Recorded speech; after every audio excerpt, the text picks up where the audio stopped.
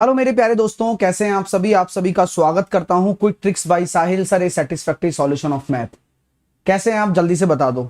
Railway group D वालों का बहुत सारे स्टूडेंट्स का पेपर हो चुका है। हुबली वालों जोन का बाकी है, बस फिफ्थ जोन का। एक कल रेलवे की तरफ से नोटिस भी आया था और मैं आप सभी लोगों से एक महत्वपूर्ण विषय पर चर्चा करने आया हूं। विषय बहुत गंभीर है, आप सभी लोगों के भविष्य को लेकर है। डिस्कशन करते हैं, कंक्लूजन आप लोग ही बताएंगे, मैं आपके सामने प्रश्न खड़े करूंगा और इन प्रश्नों का आप मुझे जवाब देंगे। प्रश्न प्रश्न कुछ इस तरह से बन के नजर आ रहे हैं। आसपास के सरकमस्टांसेस या परिस्थितियों को देखकर रेलवे ने एक कल नोटिस दिया है। अब वो नोटिस पढ़ते ही खुशी तो हुई, लेकिन उस खुशी में कहीं ना कहीं एक दिक्कत भी थी। उस दिक्कत के समाधान के लिए मैं तो समझ नहीं पाया, लेकिन मैं आप लोगों के पास आया। कहीं आप लोगों के पास इसका समाधान होगा या आप लोगों के पास इसका कोई ना कोई सॉल्यूशन जरूर होगा। तो मैं उस समस्या को आपके सामने रखने जा रहा हूं, जरा समझिएगा। मुद्दा क्या है, उस मुद्दे के ऊपर चर्चा करते हैं। वीडियो को आप अपने दोस्तों तक शेयर करें, क्योंकि यह वीडियो बहुत आवश्यक, अति आवश्यक वीडियो है। ठीक है। आरआरसी ग्रुप डी, बहुत खुशी की बात है, मैं भी खुश हूं यार। जितनी जल्दी ज्वाइनिंग आ जाए, इससे बढ़िया क्या हो सकता है। हर घर में नौकरी हो जाएगी, जो बच्चा पढ़कर जाएगा, कट ऑफ कम जाए, ज्यादा से ज्यादा बच्चे सेलेक्ट हों। लेकिन फिर भी एक थोड़ा सा प्रश्न है और उस प्रश्न का जवाब मैं आपसे जानना चाहता हूं कि ज्वाइनिंग ग्रुप डी की मार्च तक देंगे, ऐसा उन्होंने कल नोटिस में बोला, या 3 अक्टूबर को जो नोटिस आया उसमें उन्होंने बोला। और एनटीपीसी की ज्वाइनिंग जून में होगी, ये कैसे पता चला सर आपको? और इन सब चीजों पर चर्चा हम करेंगे।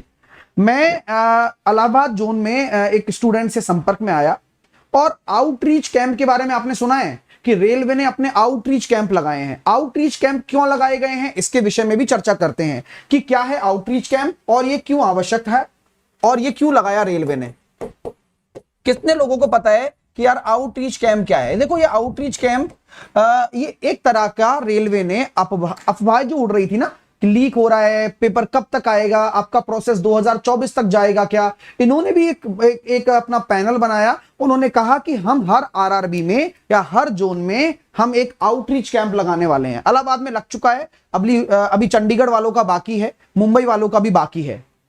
इसलिए मैं इस संदर्भ में आपसे डिस्कस करने आया हूं कि आउटरीच कैंप में जब एनटीपीसी वाले बच्चे पहुंचे, आप भी जा सकते हैं, यहां एक ओपन पैनल बैठा हुआ है और रेलवे के ऑफिशियल्स का बैठा हुआ है। जब एनटीपीसी वाले छात्र वहां गए, उन्होंने उस आउटरीच कैंप में बैठे हुए अधिकारियों से, जो रेलवे ने अपॉइंट किए थे, उनसे पूछा कि सर क्या चक्कर है, कब होगी ज्वाइनिंग और कब होगा ये प्रोसेस कंप्लीट।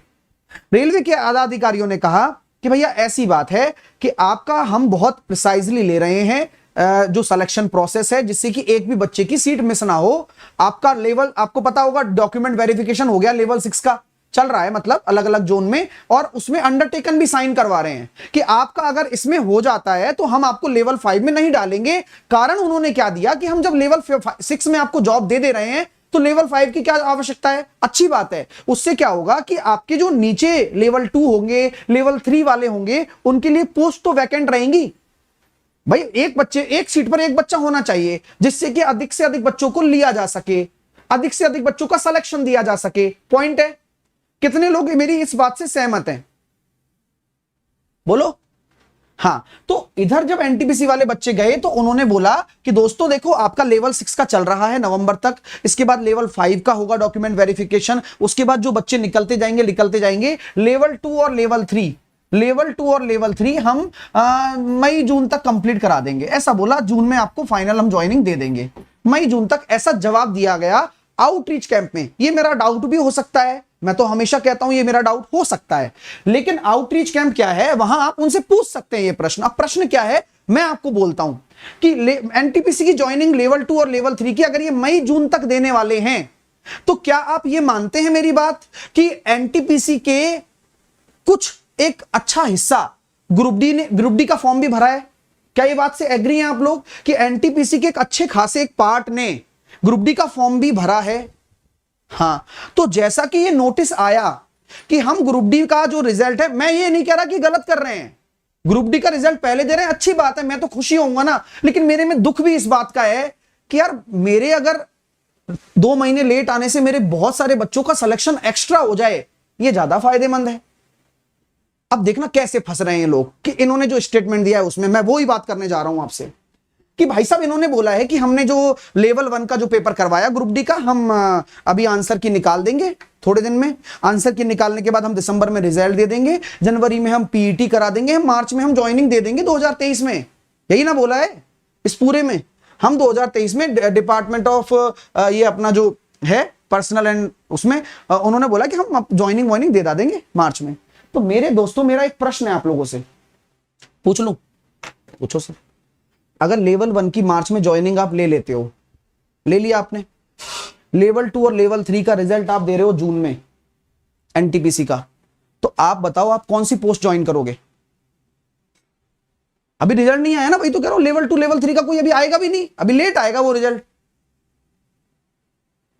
हाँ, और सही गलत का अंदाज हम पूछेंगे आपसे, और फायदा क्या होगा ये भी मैं बताऊंगा आपको, क्योंकि मैं ये लेकर आया हूं, ये छोटी प्रश्न है, वो उस प्रश्न में उलझ गए हैं और इस उलझन का हमें सॉल्यूशन निकालना है, और हम सब मिलकर ही निकालेंगे उसका सॉल्यूशन। कारण क्या है, इससे फायदा होगा बच्चों का, क्योंकि वो तो एक भाई देखो, मैं चाहता हूं कि हर एक सीट पर एक ही बच्चा बैठे। आप मुझे बताइए, अगर आप मेरी इस बात से सहमत है तो मैं ये कहना चाहूंगा कि पहले एनटीपीसी हो जाए फिर ग्रुप डी हो जाए, लेकिन वो ग्रुप डी पहले कर रहे हैं। अगर मान लो ग्रुप डी में आप सबका सिलेक्शन हो गया एनटीपीसी वालों का, तो आपका जब एनटीपीसी का लेवल 2 और लेवल 3 का रिजल्ट आएगा, तो क्या आप इसे ज्वाइन नहीं करेंगे? क्या आप करेंगे ना? तो ग्रुप डी की पोस्ट खाली क्यों खाली रखना? मेरा यही सजेशन है, क्यों खाली रखना? अगर हमें ये देना ही है रिजल्ट, तो हम जून में, जब मई जून में अगर आप एनटीपीसी पहले दे दो रिजल्ट, या तो आप एनटीपीसी का पहले दे दो या ग्रुप डी का बाद में दे दो, तब तो ठीक रहेगा ना भाई। आप फिर उससे क्या होगा भाई, जो इनमें ज्वाइनिंग कर लेंगे ग्रुप डी वाले, तो कम से कम ग्रुप डी की कट ऑफ तो कम चली जाएगी, या ग्रुप डी में उन बच्चों का सिलेक्शन तो हो जाएगा जो वेटिंग में रहेंगे, जिन्होंने पोस्ट खाली छोड़ी है। मेरे पॉइंट समझ रहे हो आप लोग? तो मेरा सिंपल सा मुद्दा है कि अभी आउटरीच कैंप बाकी है, आउटरीच कैंप अभी बाकी है। आई थिंक चंडीगढ़ जोन का बाकी है, ठीक है, मुंबई जोन का भी बाकी है। तो जो भी छात्र हैं आपसे कनेक्टेड हैं, जितने भी ग्रुप्स आपके बने हुए हैं, आपसे मेरा यही है कि रेलवे के अथॉरिटीज तक ये प्रश्न आप पहुंचाइए कि भाई ये बताओ, जब आप एक सीट पर एक बच्चा लेना चाहते हो, ग्रुप डी और एनटीपीसी का बच्चा अगर कॉमन हुआ और ग्रुप डी का रिजल्ट आप पहले दे रहे हो, गलत नहीं है, दे दो पहले, मेरे को भी खुशी होगी। लेकिन भाई अगर इस 2 महीने के गैप में अगर हमें उन बच्चों का सिलेक्शन देखने को मिलता है जिनके एक नंबर कम रह गए, तो फायदा तो उन बच्चों का ही है ना, क्योंकि ये एनटीपीसी ज्वाइन कर लेंगे तो उनसे अंडरटेकन साइन हो जाएगा, तो वो ग्रुप डी तो ज्वाइन नहीं करेंगे ना। ग्रुप डी ज्वाइन नहीं करेंगे तो ग्रुप डी में कट ऑफ कम जाएगी, हमारे पास बच्चों को बैठाने के लिए स्पेस बचेगा। सिंपल सी बात है, सिलेक्शन दे पाएंगे लेवल 1 में ज्यादा। तो मेरे हिसाब से मेरा जो ये मानना है, मैं तो देखो सही बात कह रहा हूं कि लेवल पहले एनटीपीसी का रिजल्ट करिए फिर ग्रुप डी का निकालिए, ये प्रश्न होना चाहिए। और इस प्रश्न पे आप कितने सहमत हैं मुझे कमेंट में भी बताना। और जिन भी विद्यार्थियों का मैं रिक्वेस्ट कर रहा हूं, सभी विद्यार्थियों से, देखो ये जिंदगी का सवाल है, अगर एक एक नंबर या 2-2 नंबर या 5-5 नंबर से किसी का सिलेक्शन रुकता है ना, बड़ा दुख होता है भाई। साल 2-3 साल खराब हो जाते हैं, वो तो हमने देख ही लिया। तो ये एक डाउट है, इस डाउट का सॉल्यूशन कहां मिल सकता है? आप अपने जोन में जो आउटरीच कैंप लग रहा है, चंडीगढ़ वाले, खासकर मुंबई वाले, आप प्लीज शेयर जरूर कर देना हर जोन के बच्चे को। ये भविष्य का सवाल है दोस्तों, जॉब सबके लिए महत्वपूर्ण है, आपके लिए महत्वपूर्ण नहीं है क्या?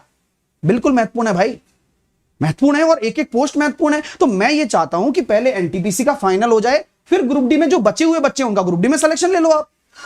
कम से कम ग्रुप डी के लिए हमारे पास स्पेस तो रहेगा, क्योंकि वो ज्वाइन कर चुके होंगे लेवल 2 और लेवल 3 में, क्योंकि ऐसे बच्चे बहुत सारे होंगे जिन्होंने लेवल 2 लेवल 3 भी निकाला है, ग्रुप डी भी निकाला है। अब ग्रुप डी की ज्वाइनिंग आप पहले दे दोगे, फिर लेवल 2 लेवल 3 ज्वाइन कर लेंगे वो लोग, फिर ग्रुप डी की खाली हो जाएगी, फिर ऐसे ही घूमते रहो। मेरी बात आपको समझ में आ गई है ना? हाँ, तो ये सारी चीजें आपको समझा दी मैंने। प्लीज आउटरीच कैंप में इसको शेयर कर देना। देखो ये शेयर कर दोगे तभी मुद्दा उठेगा और इस प्रश्न का क्लैरिफिकेशन रेलवे दे पाएगा। रेलवे अभी खुशखबरी तो लग रही है आप लोगों को, लग रही है ना, अरे यार ग्रुप डी की ज्वाइनिंग मार्च तक हो जाएगी। भाई खुशखबरी है, मैं मानता हूं, लेकिन प्रश्न तो उठ रहा है, प्रश्न तो उठ रहा है, उन्हीं के कहने पर उठ रहा है। तो आप क्लैरिफिकेशन ले लो कि यार, और मुद्दा उठेगा ना तब क्लैरिफिकेशन आएगा। मुद्दा आप उठाइए, उनसे पूछिए जाकर, भाई आप इसका क्लैरिफाई करिए, हमें नहीं पता।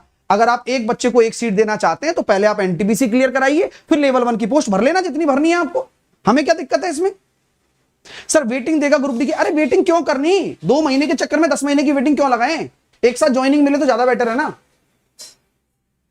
आप मेरी बात समझ रहे हैं भाई? एक साथ ज्वाइनिंग मिले तो ज्यादा बेटर है ना, हमें क्या दिक्कत है भाई? आपकी ज्वाइनिंग मैं ये कह रहा हूं कि आप 6 महीने का स्ट्रेस भी लेंगे तो क्यों लेंगे स्ट्रेस आप 6 महीने का, मेरे को बताओ। आप इंतजार करेंगे? क्यों करेंगे इंतजार? अगर आपको 6 महीने का स्ट्रेस नहीं देना है, नहीं लेना है, तो आप ऐसा कर लो सर, हमें 2 महीने बाद रिजल्ट दे देना। लेकिन आप पहले एनटीपीसी क्लियर करो, उसके बाद जितने बच्चे भर जाएं भर लो, और उसके बाद फिर ग्रुप डी का निकालो। कम से कम क्लैश तो नहीं होंगे ना बच्चे।